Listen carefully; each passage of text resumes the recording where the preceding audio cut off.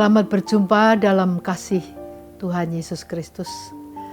Mari Bapak Ibu Saudara sekalian, kita kembali bersama-sama belajar akan firman Tuhan yang akan saya bacakan di dalam Amsal Soleman 13 ayat yang kelima. Orang benar benci kepada dusta, tetapi orang fasik memalukan dan memburukkan diri. Bapak Ibu Saudara sekalian, dikatakan orang benar.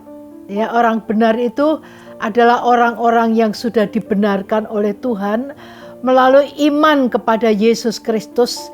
Dan setelah itu kita harus melangkah kepada langkah-langkah dari iman kepada iman, dari kemuliaan kepada kemuliaan. Jadi ada hal-hal yang harus kita pelajari untuk kita tetap dalam posisi menjadi orang benar di mata Tuhan. Dan salah satu hal dikatakan orang benar itu benci kepada dusta.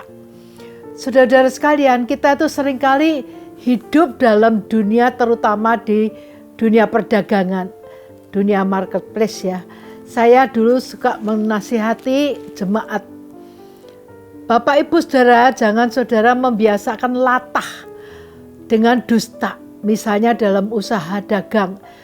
Wah, enggak boleh segitu, saya kulaannya aja belinya belum seperti itu.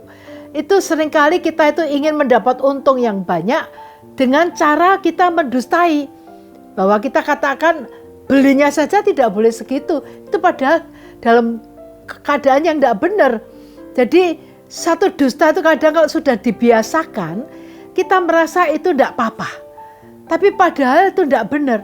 Jadi mari kita mau melangkah hidup menjadi orang benar, kita harus memang belajar. Hidup itu banyak segi, banyak aspeknya yang kita harus pelajari. Dan kalau memang salah, mari kita belajar untuk memperbaikinya. Dan padahal kalau dikatakan firman Tuhan, orang benar itu keuntungannya banyak sekali. Terutama kalau saya boleh bacakan di dalam Yakobus 5 ayat 16. Karena itu hendaklah kamu saling mengaku dosamu dan saling mendoakan supaya kamu sembuh. Doa orang yang benar bila dengan yakin didoakan sangat besar kuasanya. Jadi sebetulnya mungkin salah satu hal yang kita itu merasa kok doa kita tidak dijawab-jawab. Kemungkinan salah satu hal kita itu berdusta yang kita anggap itu tidak berdusta. Ya umpama seperti tadi saya katakan, kita merasa itu biasa. Di dunia orang dagang biasa. Tapi di mata Tuhan tidak demikian.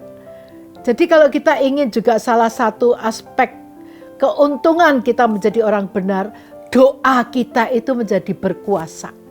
Kalau doa kita ingin didengar oleh Tuhan, doa kita yang mengalami jamahan Tuhan.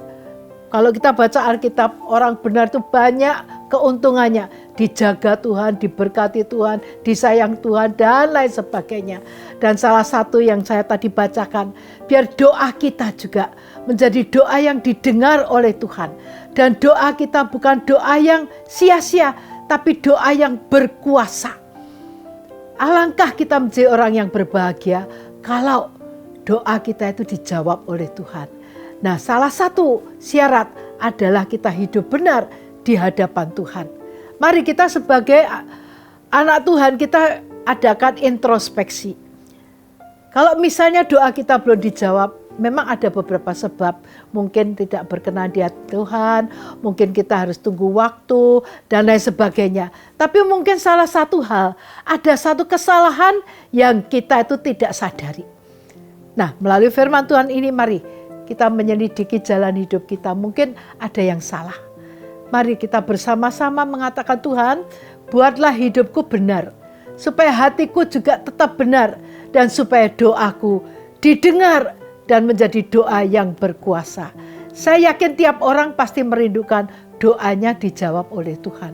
Sebab itu salah satu hal, mari kita hidup benar. Hilangkan, buang segala dusta. Kita berkata benar, kita bisa minta hikmat dari Tuhan untuk kita berkata benar, berkata yang baik, tidak harus berdusta.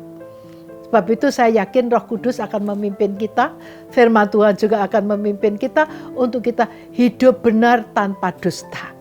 Dan saya percaya kalau Tuhan berkata benci kepada dosa, Yesus pun dia mengasihi orang berdosa tapi membenci dosanya. Jadi jangan kita suka kepada dusta, tapi mari kita membenci dusta supaya hati kita berkenan kepada Tuhan dan doa kita sungguh-sungguh menjadi doa yang berkenan di hadapan Tuhan.